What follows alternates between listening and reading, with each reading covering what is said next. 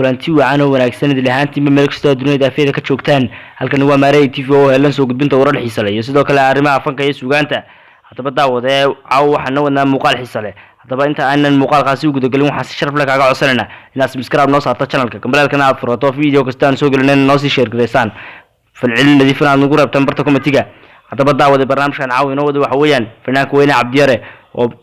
oo ayaamihii la soo dhaafay ku xanuunsanayay magaalada Hargeysa kaasi oo isbitaalada magaalada Hargeysa caafimaadkiisa lagu la tacaalay hadaba fanaanka waxa xaaladiisa caafimaad faraha ka baxday maalmihii u dambeeyay hadaba fanaanka oo ducooyin iyo sidoo kale in loo duceeyo dadka ay soo dhigayeen badankooda baraha bulshada hadaba fanaanka oo xaaladiisa caafimaad ay in dhaweydba qabsatay baraha bulshada kaasi oo asxaabtu ay u duceynaysay sidoo kale fanaanka caanka ah Cabdiyare oo maalmihii u dambeeyay dadweynaha reer Hargeysa iyo sidoo kale dadweynaha Soomaaliduba ay aad duco ugu dirayeen anagu hadaan nahay bahda Maarey TV oo isku duuban waxaan u leenahay fanaanka Ilaahay caafimaad sareecan ha siiyo isaga iyo wixii muslimnaba. Assalaamu calaykum waraxmatullaahi ta'ala wa barakaatuh.